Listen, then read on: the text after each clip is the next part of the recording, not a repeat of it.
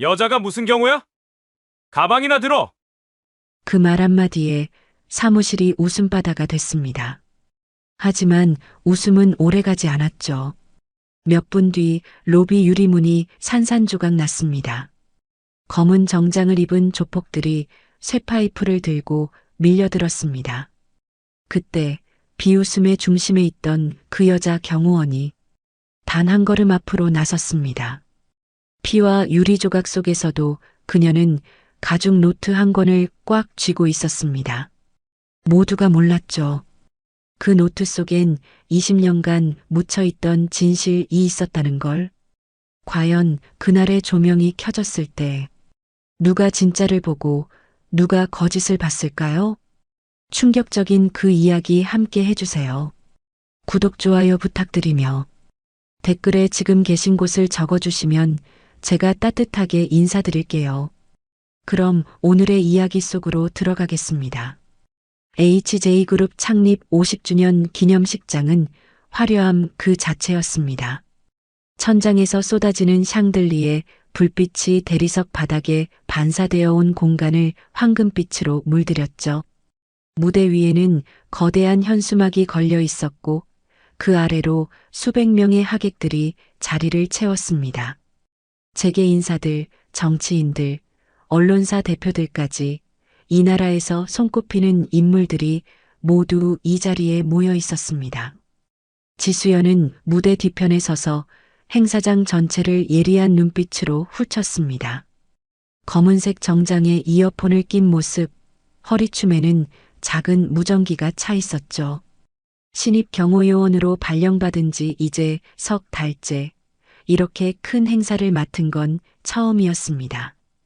긴장감이 온몸을 감쌌지만 수연은 침착함을 유지하려 애썼습니다. 회장님 입장 5분 전입니다. 무전기에서 동료의 목소리가 들려왔습니다. 수연은 재빨리 무대 위 동선을 다시 한번 점검했죠. 그때 무대 옆 대기실 문이 열리며 박도현 회장이 나타났습니다. 60대 중반의 나이지만 여전히 카리스마 넘치는 인물이었습니다. 회색 양복에 붉은 넥타이를 맨 박도연은 연설문을 손에 쥔 채 무대를 향해 걸어왔습니다. 수연은 재빨리 박도연의 동선을 따라 위치를 이동했습니다. 경호 매뉴얼대로라면 회장과 2m 거리를 유지하며 측면에서 경호해야 했죠. 하지만 수연이 자리를 잡으려는 순간 박도연이 걸음을 멈추고 고개를 돌렸습니다. 당신이 오늘 내 경호를 맡았다고? 박도연의 목소리에는 의아함이 섞여 있었습니다. 수연은 고개를 숙여 인사했죠. 네, 회장님. 지수연입니다. 여자가 내 경호요원이라니. 박도연은 코웃음을 쳤습니다. 주변에 있던 비서진과 참모들도 어색한 웃음을 흘렸죠. 수연은 아무 말 없이 자세를 바로 했습니다. 이런 반응에 익숙해져 있었으니까요. 남성 중심의 경호업계에서 여성이라는 이유만으로 수없이 들어온 조롱이었습니다. 우리 아버지 회사 이미지에 어울리지 않는데 말이야. 박도연의 아들인 박준혁이 옆에서 낄낄거렸습니다. 30대 초반의 그는 부회장 자리를 물려받기 위해 아버지를 수행하고 있었죠. 수연은 입술을 꾹 깨물며 참았습니다. 반박하고 싶었지만 이 자리에서 감정을 드러내는 건 프로답지 못한 행동이었으니까요. 자, 이제 시작하겠습니다. 사회자의 목소리가 확성기를 타고 퍼졌습니다. 박도연은 다시 무대를 향해 걸어갔고 수연은 조용히 그 뒤를 따랐죠. 무대 위로 오른 박도연에게 조명이 집중됐습니다. 카메라 플래시가 사방에서 터져나왔고 하객들은 박수를 보냈습니다. 수연은 무대 옆 그늘진 곳에 서서 주변을 경계했습니다. 눈은 천장의 환기구, 출입문, 하객들의 움직임까지 쉴 새 없이 움직였죠. 그리고 그때였습니다. 천장 위 환기구 근처에서 희미한 빨간 점 하나가 스쳐 지나갔습니다. 수연의 심장이 철렁 내려앉았죠. 저건 분명 레이저 포인터였습니다. 저격수가 조준할 때 사용하는 그 빨간 점. 레이저 포인트. 수연은 본능적으로 외쳤습니다. 하지만 이미 늦었습니다. 쾅! 귀청을 찢는 폭발음이 터져 나왔습니다. 천장 한쪽이 무너져 내렸고 불꽃과 연기가 사방으로 퍼졌죠. 비명소리가 행사장을 가득 채웠습니다. 조명이 모두 꺼지며 암흑 속에 갇혔습니다. 수연은 연기 속에서 박도연의 위치를 찾으려 애썼지만 앞이 보이지 않았습니다. 회장님, 회장님. 수연은 무대 위로 뛰어올랐습니다. 연기가 목을 찔렀고 먼지가 눈을 따갑게 했죠. 손으로 더듬거리며 박도연을 찾았습니다. 그때 손끝에 무언가 차가운 가죽 재질이 닿았습니다. 낡은 가죽 노트였습니다. 수연은 본능적으로 그 노트를 움켜쥐었습니다. 순간 오래된 기억 하나가 스쳐 지나갔죠. 어린 시절 화재 현장에서 자신을 구해준 여인. 그 여인이 자신의 손에 쥐어준 것이 바로 이런 가죽 노트였습니다. 표지에는 영문 철자 4개가 새겨져 있었죠. N-O-V-A. 진실은 언젠가 빛을 만나 드러난다. 노트 첫 장에 적힌 문장이 수연의 머릿속에 떠올랐습니다. 그 문장을 처음 읽었을 때의 감정이 다시금 밀려왔죠. 희망과 슬픔이 뒤섞인 묘한 감정이었습니다. 연기가 조금씩 걷히고 비상등이 켜지기 시작했습니다. 수연은 노트를 재킷 안쪽 주머니에 재빨리 넣었습니다. 그리고 다시 박도연을 찾기 시작했죠. 다행히 박도연은 무대 뒤편에 쓰러져 있었지만 의식은 있었습니다. 회장님, 괜찮으십니까? 뭐가 터진 거야? 박도연은 신음하며 물었습니다. 수연은 재빨리 박도연을 부축해 일으켰습니다. 하지만 수연의 머릿속은 온통 그 노트로 가득했습니다. 왜 하필 이 자리에, 이 시간에 저 노트가 나타난 걸까요? 폭발 현장은 아수라장이었습니다. 소방대원들이 달려왔고 구급차 사이렌이 울려 퍼졌죠. 부상자들이 들것에 실려나갔고 경찰은 현장을 통제하기 시작했습니다. 수연은 박도연을 구급대원들에게 인계한 뒤 비틀거리며 건물 안으로 들어왔습니다. 온몸이 떨렸습니다. 폭발의 충격 때문만은 아니었죠. 재킷 안주머니에 들어있는 그 노트가 수연의 가슴을 짓눌렀습니다. 손을 넣어 노트를 만져봤습니다.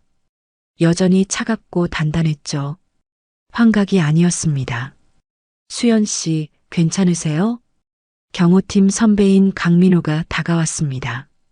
수연은 고개를 끄덕였지만 목소리가 제대로 나오지 않았죠. 강민호는 수연의 어깨를 가볍게 두드렸습니다. 일단 비상 대기실로 가세요.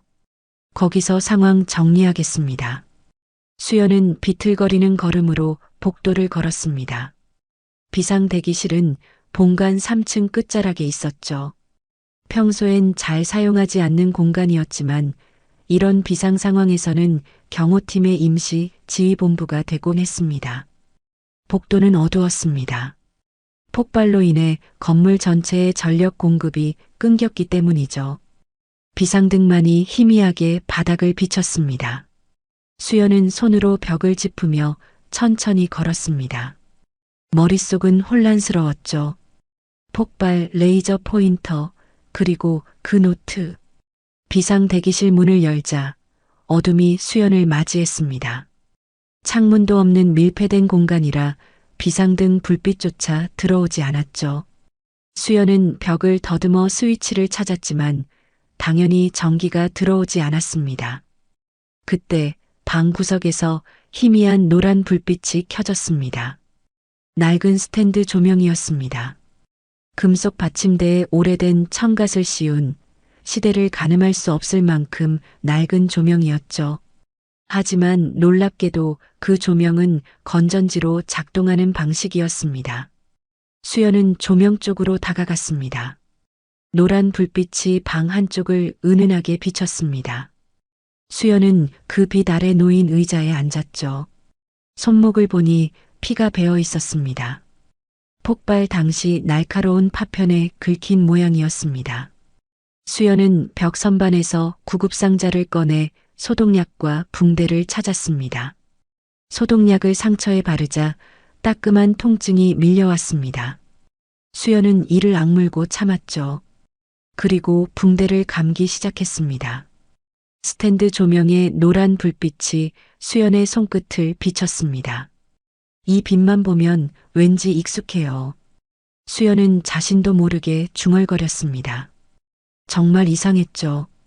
이 조명을 본 적이 없는데 왠지 모를 친근함이 느껴졌습니다. 마치 어린 시절 어머니의 품처럼 따뜻하고 안전한 느낌이었습니다. 똑똑 문을 두드리는 소리가 들렸습니다.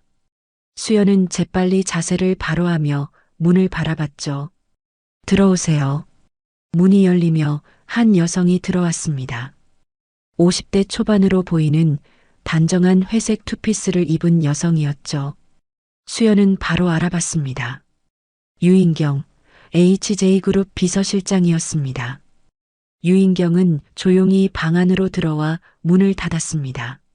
손에는 서류 가방을 들고 있었죠. 유인경은 스탠드 조명 맞은편 의자에 앉으며 수연을 바라봤습니다. 많이 놀라셨죠? 유인경의 목소리는 차분했습니다. 수연은 고개를 끄덕였죠. 괜찮습니다. 이 정도는 각오하고 이 일을 시작했으니까요. 강한 분이시네요. 유인경은 희미하게 미소 지었습니다. 그리고 스탠드 조명을 바라봤죠. 노란 불빛이 유인경의 얼굴을 비쳤습니다. 그 조명 오래됐죠? 유인경의 질문에 수연은 조명을 다시 한번 바라봤습니다. 네. 꽤 오래된 것 같은데 아직도 작동하네요. 20년 전부터 이 방에 있었어요. 유인경은 천천히 말했습니다. 수연은 고개를 갸우뚱했죠. 20년이요? 네. 20년 전에 윤하정 요원이 쓰던 조명이에요. 유인경의 말에 수연의 심장이 멈춘 것 같았습니다. 윤하정. 그 이름을 들은 순간 수연의 온몸에 전율이 흘렀죠. 윤하정이라고 하셨나요? 수연의 목소리가 떨렸습니다. 유인경은 고개를 끄덕였습니다. 당신 어머니였죠. 수연의 눈이 커졌습니다.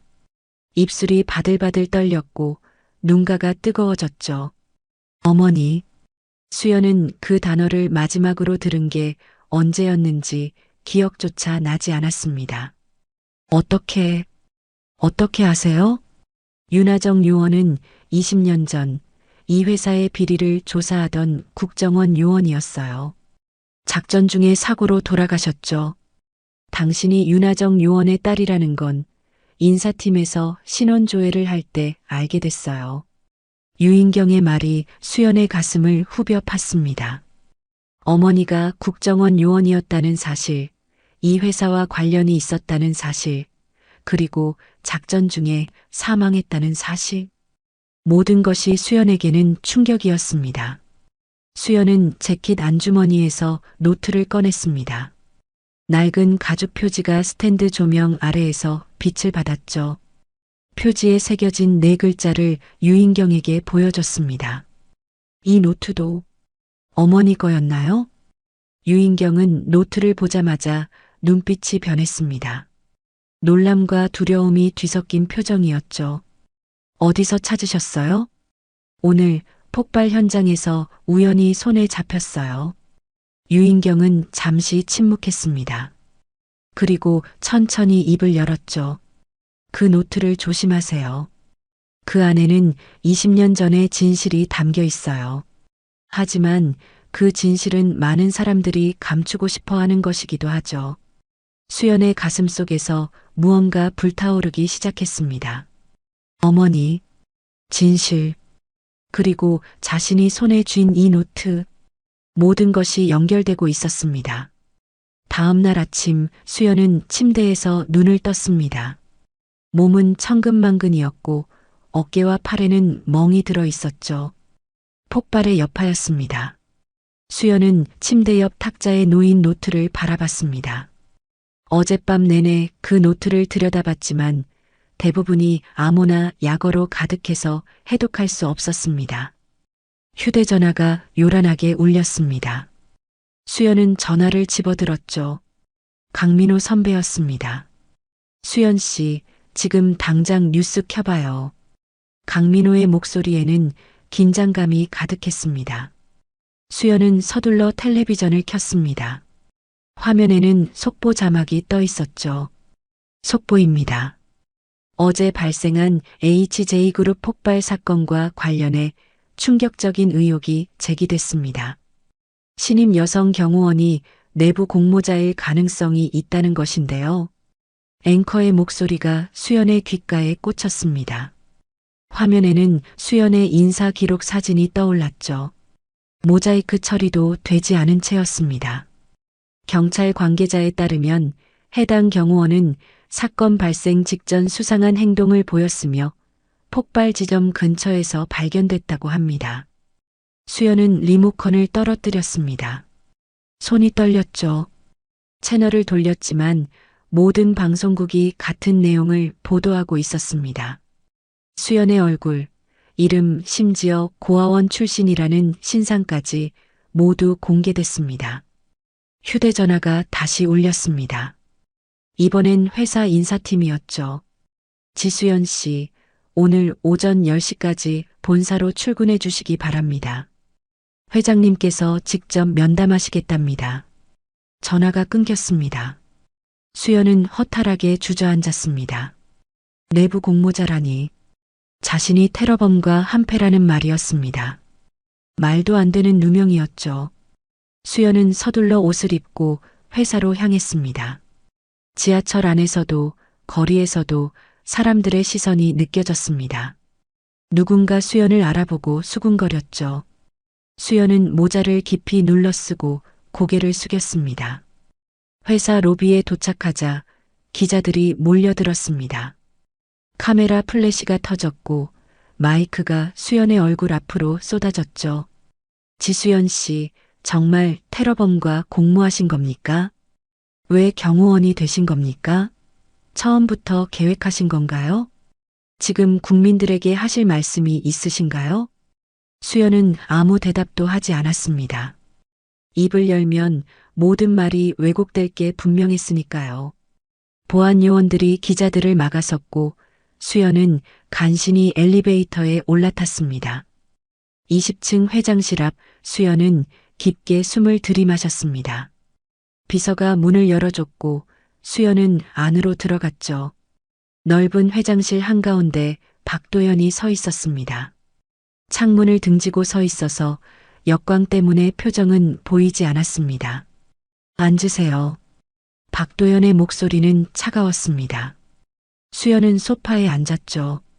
박도연은 책상 위에 놓인 신문을 집어들었습니다. 일면에는 수연의 사진이 크게 실려 있었습니다. 이 사태가 어떻게 된 건지 아시오? 회장님, 저는 아무것도 한 일이 없습니다. 한 일이 없다고요? 박도연은 비웃듯 웃었습니다. 당신이 경호를 맡은 날 폭발이 일어났소. 당신이 서 있던 바로 그 자리에서 말이오. 이게 우연이라고 생각하시오? 저는 정말로 이 회사의 이미지가 어떻게 됐는지 아시오? 주가가 폭락했소? 거래처에서는 계약을 취소하겠다고 난리고 직원들은 불안해하고 있소. 박도연은 신문을 책상에 내던졌습니다. 신문이 바닥에 떨어지며 펼쳐졌죠.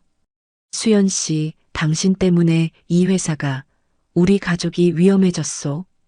더 이상 당신을 경호팀에 둘 수 없소. 회장님, 제게 기회를 주십시오.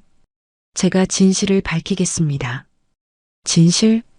박도연은 코웃음을 쳤습니다. 진실은 이미 드러났소. 당신이 수상한 인물이라는 게 진실 아니오? 내일부터 그만 나오시오.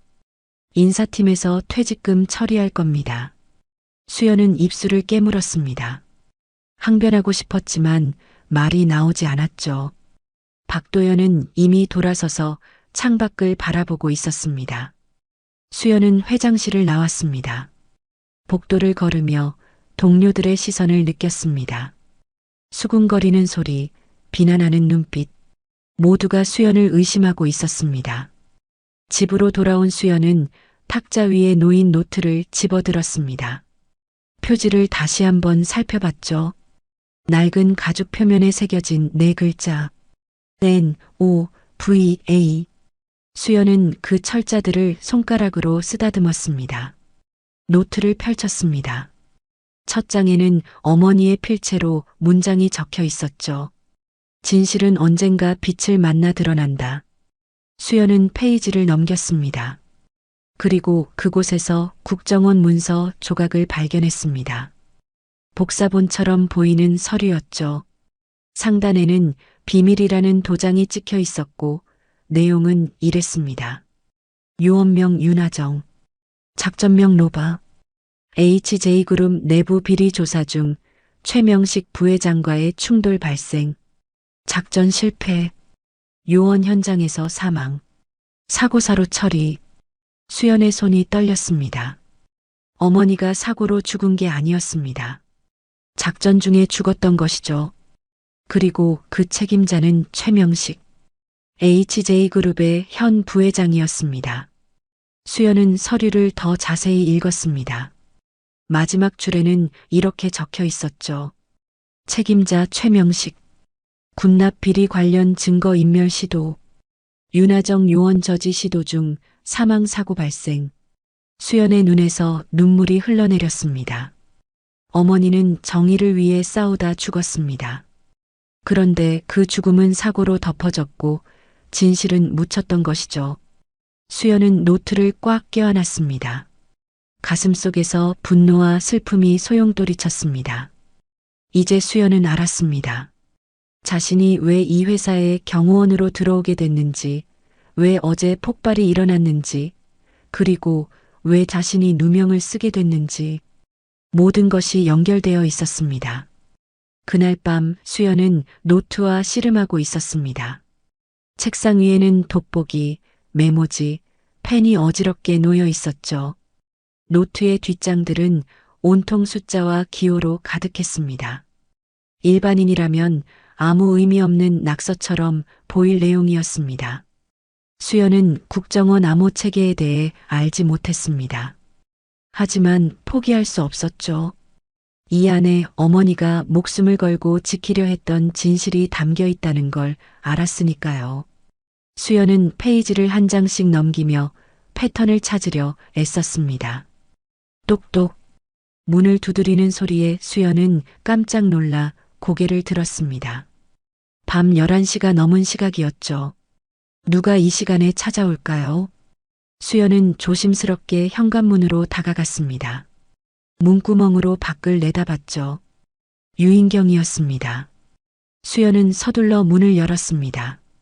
유인경은 검은색 코트를 입고 서 있었죠. 주변을 살피더니 재빨리 안으로 들어왔습니다. 늦은 시간에 찾아와 죄송합니다. 유인경은 조용히 말했습니다. 수연은 문을 닫고 거실로 안내했죠. 유인경은 책상 위에 놓인 노트를 보자 한숨을 내쉬었습니다.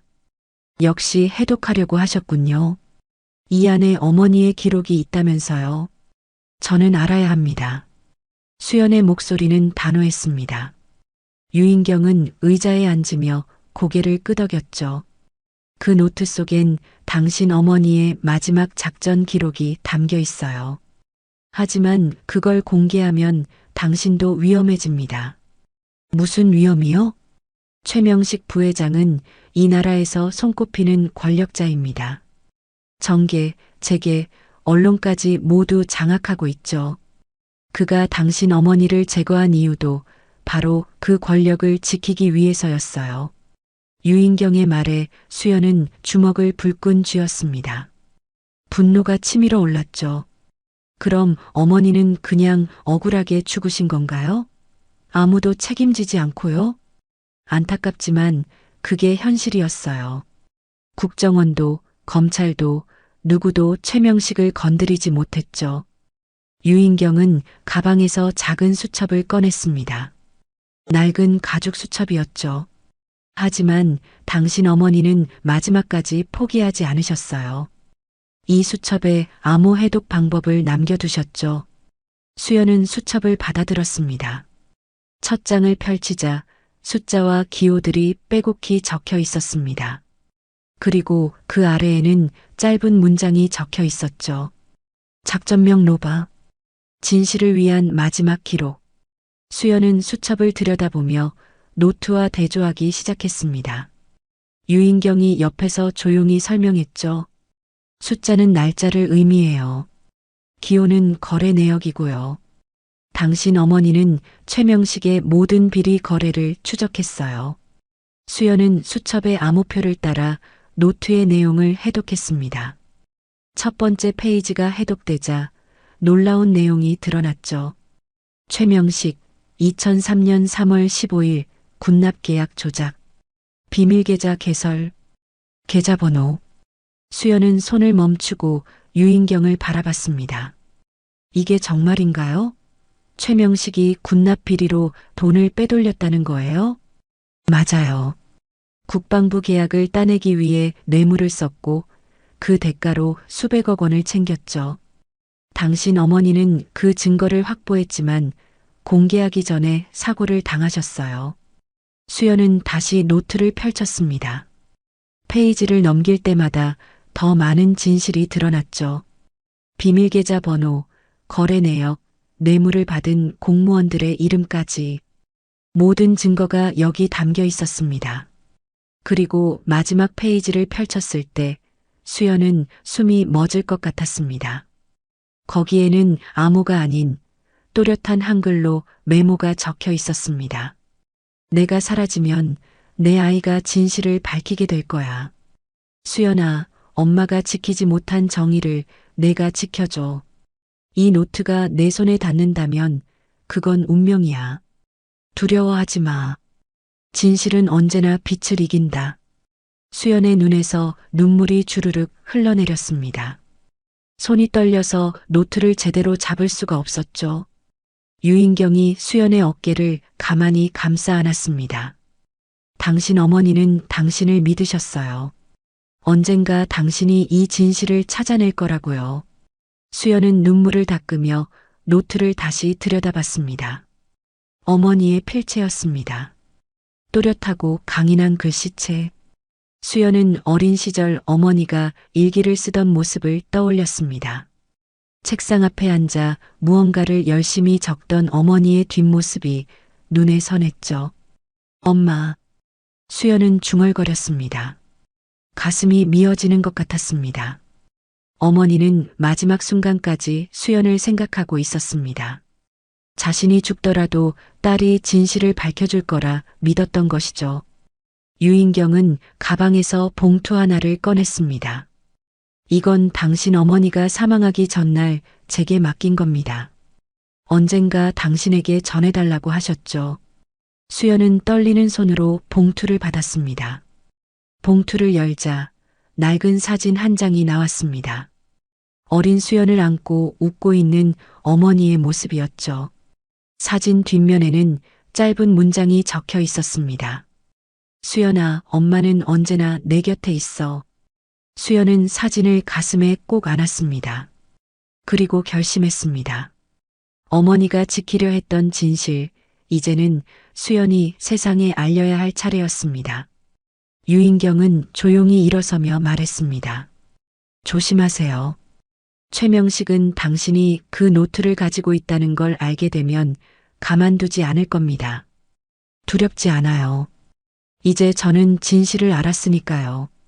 수연의 목소리에는 확신이 담겨 있었습니다. 유인경은 희미하게 미소 지으며 문을 나섰죠. 수연은 다시 책상 앞에 앉아 노트를 펼쳤습니다. 이제 해야 할 일이 명확했습니다. 진실을 세상에 알리는 것. 며칠이 흘렀습니다. 수연은 집안에 틀어박혀 노트의 내용을 정리했죠. 증거 자료들을 스캔하고 파일로 만들고 백업까지 해뒀습니다. 하지만 밖의 상황은 점점 악화되고 있었습니다. 텔레비전을 켤 때마다 수연의 얼굴이 나왔습니다. 뉴스마다 수연을 범인으로 몰아가는 보도가 쏟아졌죠. 인터넷 댓글은 더 심했습니다. 악플과 저주로 가득했습니다. 그날 저녁 6시 메인 뉴스가 시작됐습니다. 수연은 소파에 앉아 화면을 바라봤죠. 앵커의 표정이 심각했습니다. 단독 보도입니다. HJ그룹 폭발 사건의 용의자로 지목된 경호원 지수연이 폭발 직전 테러범과 교신한 정황이 포착됐습니다. 수연은 화면에서 눈을 뗄 수 없었습니다. 기자가 화면에 나타났죠. 저희 취재진이 입수한 통화 기록에 따르면 지수연은 사건 발생 30분 전 미확인 번호와 통화했습니다. 통화 내용은 확인되지 않았지만 경찰은 테러범과의 교신으로 보고 있습니다. 거짓말이었습니다. 수연은 그날 누구와도 통화하지 않았죠. 전화 기록을 확인해 보면 금방 드러날 거짓이었습니다. 하지만 뉴스는 계속됐습니다. 또한 지수연은 입사 당시 신원 조회 과정에서 의심스러운 경력을 숨긴 것으로 드러났습니다. 관계자는 회사 내부 정보를 테러범에게 제공했을 가능성이 높다고 밝혔습니다. 화면에는 모자이크 처리된 인터뷰이가 나타났습니다. 목소리도 변조되어 있었죠. 수연 씨는 평소에도 혼자 있는 시간이 많았어요. 다른 직원들과 어울리지도 않고 뭔가 숨기는 것 같았죠. 수연은 리모컨을 움켜쥐었습니다. 손에 힘이 너무 들어가 손가락이 하얗게 질렸죠. 모든 게 조작이었습니다. 누군가 의도적으로 수연을 범인으로 만들고 있었습니다. 휴대전화가 울렸습니다. 모르는 번호였죠. 수연은 전화를 받았습니다. 지수연 씨, 저는 주간 진실 기자 한민수입니다. 인터뷰 좀 하시겠습니까? 인터뷰요? 네, 국민들에게 해명할 기회를 드리고 싶습니다. 당신의 입장을 들어보고 싶어요. 수연은 잠시 망설였습니다. 하지만 곧 깨달았죠. 이것도 함정일 거라고. 사양하겠습니다. 수연은 전화를 끊었습니다. 하지만 전화는 계속 걸려왔습니다. 다른 기자들, 방송국, 심지어 이름도 모르는 사람들까지. 수연은 결국 전화기를 꺼버렸습니다. 밤이 깊어졌습니다. 수연은 창문으로 밖을 내다봤습니다. 아파트 입구에 취재진이 진을 치고 있었죠. 카메라와 조명 장비가 보였습니다. 수연은 커튼을 닫았습니다. 다음 날 아침 상황은 더 악화됐습니다. 인터넷 포털 사이트 메인 화면에는 수연의 기사가 도배되어 있었죠. 클릭 한 번으로 수백 개의 악플이 쏟아졌습니다. 테러범은 사형시켜야 한다. 나라 망신시키는 년. 어떻게 여자가 경호원이 되냐. 수연은 노트북을 닫았습니다. 더 이상 볼 수 없었죠. 가슴이 답답했습니다. 숨쉬기조차 힘들었습니다. 그때 현관문을 두드리는 소리가 들렸습니다. 수연은 조심스럽게 문구멍으로 밖을 내다봤습니다. 경찰이었습니다. 2명의 형사가 서 있었죠. 지수연 씨, 경찰입니다. 문 좀 열어주시겠습니까? 수연은 문을 열었습니다. 형사 한 명이 수첩을 꺼내며 말했습니다. 임의 동행을 요청합니다. 몇 가지 확인할 사항이 있어서요. 영장은 있습니까? 영장까지는 필요 없습니다. 그냥 확인 차원이니까요. 수연은 고개를 저었습니다. 죄송하지만 변호사와 상담 후에 응하겠습니다. 형사의 표정이 굳어졌습니다. 협조 안 하시는 거로 봐도 되겠네요? 협조하지 않는 게 아닙니다. 제 권리를 행사하는 겁니다. 형사들은 서로 눈빛을 교환했습니다.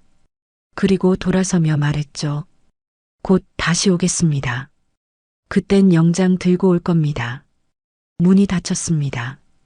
수연은 등을 문에 기댄 채 주저앉았습니다. 이제 경찰까지 움직이기 시작했습니다. 시간이 얼마 남지 않았죠. 수연은 책상 위에 놓인 노트를 바라봤습니다. 이제 결단을 내려야 할 시간이었습니다. 숨어 있을 수는 없었죠. 진실을 밝히지 않으면 수연은 영원히 범인으로 낙인 찍힐 것이었습니다. 수연은 가방을 챙겼습니다.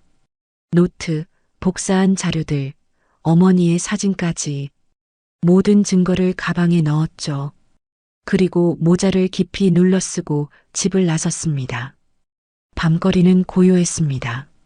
수연은 지하철을 타고 회사로 향했습니다.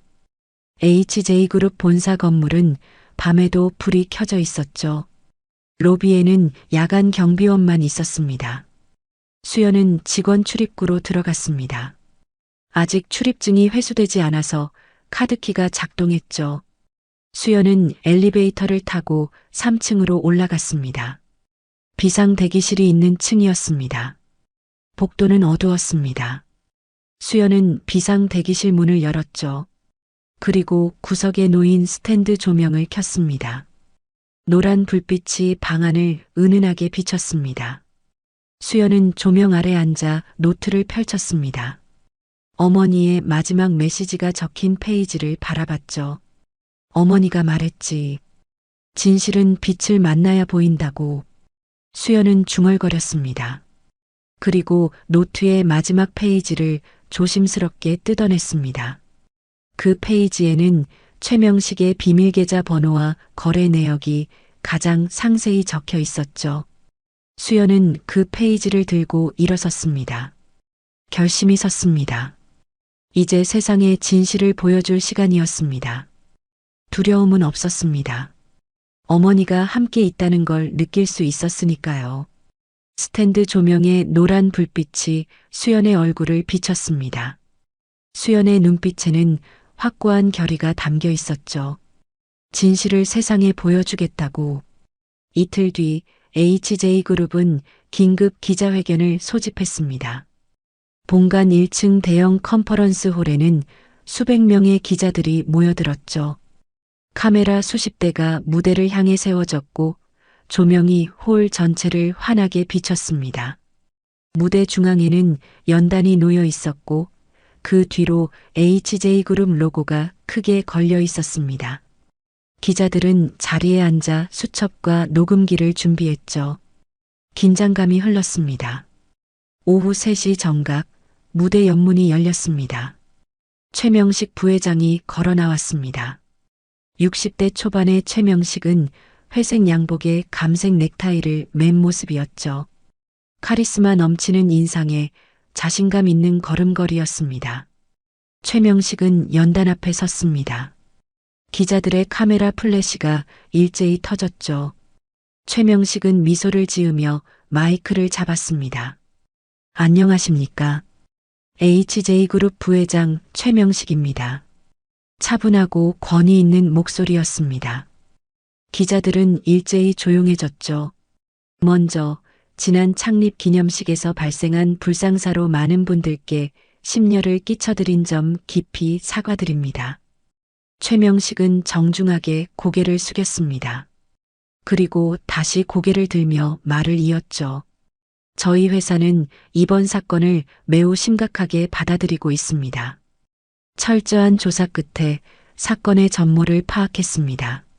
기자들이 일제히 손을 들었지만 최명식은 손을 들어 제지했습니다. 질문은 나중에 받겠습니다. 먼저 제가 말씀드릴 게 있습니다. 최명식은 연단 위에 놓인 서류를 집어들었습니다. 이번 폭발 사건의 모든 책임은 신입 경호원 지수연에게 있습니다. 기자들 사이에서 웅성거림이 일었습니다. 최명식은 서류를 들어보이며 계속했죠. 저희가 입수한 증거에 따르면 지수연은 입사 전부터 테러 조직과 연계되어 있었습니다. 회사 내부 정보를 빼돌렸고 폭발 당일 테러범과 직접 교신했습니다. 거짓말이었습니다.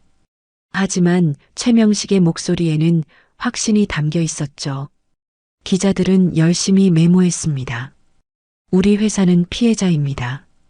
한 개인의 범죄 행위로 인해 회사의 명예가 실추됐고 직원들이 위험에 처했습니다. 저희는 법적 대응을 통해 반드시 책임을 묻겠습니다. 최명식은 자신만만한 표정으로 기자들을 둘러봤습니다. 박수 소리가 터져 나왔죠. 일부 기자들이 호응하는 모습이었습니다. 이제 질문 받겠습니다. 한 기자가 손을 들었습니다. 부회장님, 지수연의 동기가 무엇이라고 보십니까? 아마도 개인적인 원한이 아닐까 싶습니다. 자세한 내용은 수사 중이니 말씀드리기 어렵습니다만. 또 다른 기자가 질문했습니다. 회사 측에서는 어떤 대책을 마련하셨습니까? 보안 시스템을 전면 재점검했습니다. 앞으로는 이런 일이 절대 발생하지 않도록. 바로 그때였습니다. 홀 전체의 조명이 갑자기 꺼졌습니다. 깜깜한 어둠이 컨퍼런스 홀을 뒤덮었죠. 기자들 사이에서 당황하는 소리가 터져 나왔습니다. 무슨 일입니까? 조명 좀 켜주세요. 최명식도 당황한 표정으로 주변을 둘러봤습니다. 그때 무대 한쪽에서 희미한 노란 불빛 하나가 켜졌습니다. 낡은 스탠드 조명이었습니다. 그 불빛 아래 한 사람이 서 있었습니다. 검은색 바람막이에 청바지를 입은 여성. 모자를 깊이 눌러 쓴 모습이었지만 곧 모자를 벗었습니다. 지수연이었습니다. 기자들 사이에서 놀라는 소리가 터져 나왔습니다. 카메라들이 일제히 수연을 향했죠. 플래시가 어둠 속에서 번쩍였습니다. 최명식의 얼굴이 굳어졌습니다. 수연은 천천히 무대 중앙으로 걸어갔습니다. 손에는 낡은 가죽 노트를 들고 있었죠. 거짓말은 이제 그만하시죠. 수연의 목소리가 마이크 없이도 홀 전체에 울려 퍼졌습니다. 명확하고 단호한 목소리였죠. 저는 테러범이 아닙니다. 저는 진실을 밝히러 왔습니다. 수연은 노트를 들어 올렸습니다. 스탠드 조명의 불빛이 노트를 비췄죠. 이건 제 어머니 윤하정의 기록입니다. 20년 전 어머니는 이 회사의 비리를 조사하던 국정원 요원이었습니다. 기자들 사이에서 웅성거림이 커졌습니다. 수연은 계속했습니다. 어머니는 최명식 부회장의 군납 비리를 밝혀냈습니다. 하지만 증거를 공개하기 전에 사망하셨죠. 사고사로 위장됐지만 실제로는 최명식 부회장이 은폐한 사건이었습니다. 헛소리 마시오. 최명식이 소리쳤습니다. 하지만 수연은 멈추지 않았죠. 이 노트에는 모든 증거가 담겨 있습니다. 비밀 계좌, 거래 내역, 뇌물수수 명단까지. 당신이 조작한 그날의 모든 문서가 여기 있습니다. 수연은 무대 뒤쪽을 가리켰습니다. 보안 요원이 대형 스크린 앞으로 노트북을 가져왔죠. 수연은 노트북에 저장된 파일을 열었습니다. 스크린에 문서들이 나타나기 시작했습니다. 최명식의 비밀 계좌 사본, 국방부 계약서, 뇌물거래 기록까지 모든 증거가 화면에 펼쳐졌습니다. 최명식 2003년 3월 군납계약 조작, 수백억 원 비리. 수연이 읽어 내려갔습니다. 기자들은 미친 듯이 사진을 찍었죠. 플래시가 폭풍처럼 터져 나왔습니다. 최명식은 얼굴이 새하얗게 질렸습니다. 입술이 파르르 떨렸죠. 저 건 조작된 증거입니다. 조작이 아닙니다. 국정원 공식 문서입니다. 어머니가 목숨을 걸고 확보한 증거죠. 수연의 목소리는 흔들림이 없었습니다. 스탠드 조명의 노란 불빛이 수연의 얼굴을 비쳤습니다. 수연의 눈에는 눈물이 고여 있었지만 표정은 단호했죠. 당신은 회사를 위해 침묵했다고 하지만 우리 어머니는 정의를 위해 죽었습니다. 홀 전체가 조용해졌습니다. 수연의 말이 무게감 있게 울려 퍼졌죠. 기자들은 숨죽이며 다음 말을 기다렸습니다. 최명식의 얼굴은 분노로 일그러졌습니다. 수십 년간 쌓아온 권력과 명예가 한순간에 무너지는 순간이었죠.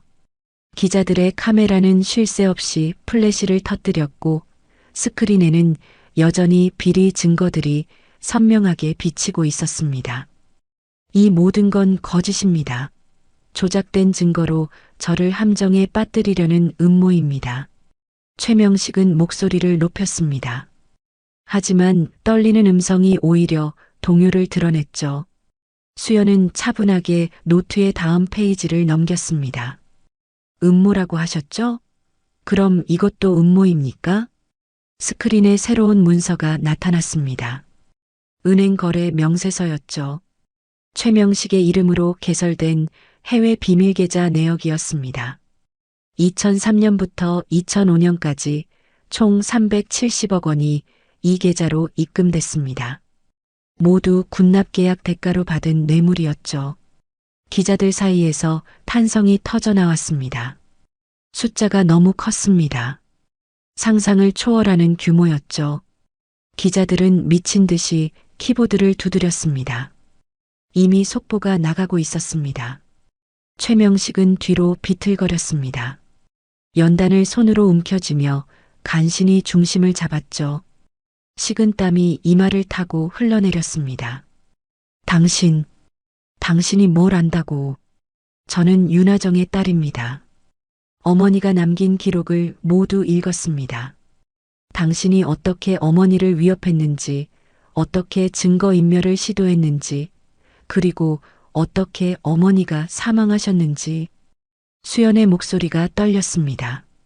감정이 북받쳐 올랐지만 수연은 참았죠. 지금 무너지면 안 됐습니다. 어머니는 마지막 순간까지 이 노트를 지키셨어요. 언젠가 진실이 밝혀질 거라 믿으셨죠. 그리고 그 순간이 바로 지금입니다. 최명식은 주머니에 손을 넣었습니다. 얼굴이 일그러졌죠. 이성을 잃은 표정이었습니다. 넌 여기서 나가면 안 돼. 최명식이 주머니에서 무언가를 꺼냈습니다. 작은 권총이었습니다. 홀 전체가 순식간에 아수라장이 됐죠. 기자들이 비명을 지르며 엎드렸고 보안 요원들이 움직이기 시작했습니다. 움직이지 마. 다들 움직이지 마. 최명식이 총을 수연에게 겨눴습니다. 손이 떨려서 총구가 흔들렸죠. 수연은 한 발짝도 물러서지 않았습니다. 노트를 가슴에 안은 채 최명식을 똑바로 바라봤습니다. 총을 쏘면 어떻게 되는지 아십니까? 모든 게 끝납니다. 당신의 인생도 회사도 모든 게 끝나는 겁니다. 이미 끝났어. 내가 망친 거야. 최명식의 손가락이 방아쇠로 향했습니다. 바로 그 순간이었습니다. 무대 옆문이 벌컥 열리며 한 사람이 뛰어들었습니다. 박도연 회장이었습니다. 박도연은 거침없이 최명식에게 달려들었죠. 명식이 그만해. 박도연이 최명식의 팔을 붙잡았습니다. 두 사람은 무대 위에서 몸싸움을 벌였죠. 총이 위로 향하며 탕 소리와 함께 천장으로 총알이 날아갔습니다. 기자들의 비명이 더 커졌습니다. 보안 요원들이 무대로 달려올랐습니다. 4명의 요원이 최명식을 둘러쌌죠. 최명식은 여전히 총을 놓지 않으려 했지만 요원 한 명이 손목을 꺾어 총을 떨어뜨렸습니다. 나를 놔. 최명식이 발버둥 쳤지만 소용없었습니다. 요원들은 최명식의 양팔을 뒤로 돌려 수갑을 채웠습니다. 차가운 금속 소리가 홀에 울려 퍼졌죠. 박도연은 무대 바닥에 주저앉아 거친 숨을 몰아쉬었습니다. 수연이 다가가 박도연을 부축했죠. 괜찮으십니까, 회장님? 괜찮아. 박도연은 고개를 들어 수연을 바라봤습니다. 눈빛이 복잡했죠. 미안함, 안도감, 그리고 존경이 뒤섞여 있었습니다. 미안하오. 당신을 의심했던 것을. 괜찮습니다. 이제 진실이 밝혀졌으니까요. 수연은 다시 일어섰습니다. 그리고 노트를 높이 들어 올렸죠. 스탠드 조명의 노란 불빛이 노트를 비췄습니다. 낡은 가죽 표지가 빛을 반사하며 반짝였습니다. 당신은 회사를 위해 침묵했다고 하겠지만 우리 어머니는 정의를 위해 죽었습니다. 수연의 목소리가 홀 전체에 울려 퍼졌습니다. 기자들은 숨죽이며 수연을 바라봤죠. 카메라들이 수연을 향했고 플래시가 끊임없이 터졌습니다. 이 노트는 단순한 기록이 아닙니다. 이건 한 사람의 용기이고 희생이며 정의를 향한 외침입니다. 수연은 노트를 펼쳤습니다. 마지막 페이지를 카메라 앞에 보여줬죠. 거기에는 어머니의 필체로 문장이 적혀 있었습니다. 기록은 빛을 기다린다. 카메라들이 일제히 그 문장을 찍었습니다. 클릭 소리가 홀을 가득 채웠죠. 수연은 눈물을 흘리며 노트를 가슴에 안았습니다. 보안 요원들이 최명식을 끌고 무대를 내려갔습니다. 최명식은 고개를 푹 숙인 채 비틀거렸죠. 한때 이 나라 최고의 권력자였던 사람이 이제는 수갑에 묶인 범죄자가 되어 있었습니다. 홀 뒤쪽에서 경찰들이 들어왔습니다. 형사 2명이 최명식을 인계받았죠. 한 형사가 수연에게 다가왔습니다. 지수연 씨, 증거물을 제출해 주시겠습니까? 수연은 잠시 망설였습니다. 노트를 내려다봤죠. 어머니의 마지막 유품이었습니다. 하지만 수연은 고개를 끄덕였습니다. 네. 하지만 복사본을 만들어도 될까요? 물론입니다. 수연은 노트를 형사에게 건넸습니다. 형사는 조심스럽게 노트를 증거 봉투에 넣었죠. 기자들이 일어나 수연을 향해 달려왔습니다. 질문이 쏟아졌지만 수연은 대답하지 않았습니다. 다만 고개를 숙여 인사했죠. 오늘 이 자리에 와주셔서 감사합니다. 진실이 밝혀진 것에 감사드립니다. 수연은 무대를 내려왔습니다. 스탠드 조명은 여전히 켜져 있었죠. 노란 불빛이 텅 빈 무대를 외롭게 비췄습니다. 유인경이 홀 뒤쪽에서 수연을 기다리고 있었습니다. 수연은 유인경에게 다가가 조용히 말했죠. 끝났습니다. 아니에요. 이제 시작입니다. 유인경은 수연의 손을 꽉 잡았습니다. 따뜻한 온기가 전해졌죠. 수연은 비로소 긴장이 풀리며 눈물을 쏟아냈습니다. 일주일이 흘렀습니다. 사건은 전국을 뒤흔들었죠. 최명식은 구속 기소됐고 검찰은 추가 수사에 착수했습니다. HJ그룹은 비상경 영체제로 전환됐고 박도현 회장은 공개 사과문을 발표했습니다. 수연은 집에서 텔레비전을 켰습니다. 저녁 뉴스 시간이었죠. 앵커가 첫 소식을 전했습니다. 20년 만에 진실이 밝혀진 사건이 있습니다. 국정원은 오늘 고 윤하정 요원에 대한 명예복권을 공식 발표했습니다. 화면에는 국정원 청사가 비쳤습니다. 브리핑룸에서 대변인이 발표문을 읽고 있었죠. 윤하정 요원은 2003년부터 2005년까지 국가 안보를 위해 헌신하신 분입니다. 작전 수행 중 순직하셨으나 당시 상황으로 인해 제대로 인정받지 못했습니다. 오늘 우리는 윤하정 요원의 희생이 대한민국을 지켰다는 사실을 공식 인정합니다. 수연의 눈에서 눈물이 흘러내렸습니다. 20년 동안 사고사로만 알려졌던 어머니의 죽음이 이제야 제대로 인정받는 순간이었습니다. 가슴이 뜨거워졌죠. 대변인은 계속해서 말했습니다. 윤하정 요원에게는 보국 훈장이 추서되며 유족에게는 정당한 예우가 제공될 것입니다. 다시 한번 고인의 희생에 깊은 감사를 표합니다. 수연은 소파에 주저앉아 한참을 울었습니다. 기쁨과 슬픔이 동시에 밀려왔습니다. 어머니가 인정받았다는 기쁨 하지만 어머니를 다시 볼 수 없다는 슬픔. 복잡한 감정이 가슴을 채웠죠. 휴대전화가 울렸습니다. 유인경이었습니다. 수연 씨, 뉴스 보셨죠? 네. 감사합니다. 실장님이 도와주지 않으셨다면 불가능했을 겁니다. 천만에요. 당신이 용기를 냈기에 가능한 일이었어요. 어머니도 자랑스러워 하실 거예요. 전화를 끊고 수연은 창밖을 바라봤습니다. 해가 지고 있었죠. 붉은 노을이 하늘을 물들였습니다. 아름다운 저녁이었습니다. 다음 날 아침 수연은 일찍 일어났습니다. 검은색 정장을 입고 가방을 챙겼죠. 가방 안에는 어머니의 노트 복사본과 낡은 스탠드 조명이 들어 있었습니다. 수연은 집을 나섰습니다. 버스를 2번 갈아타고 도착한 곳은 국립묘지였습니다.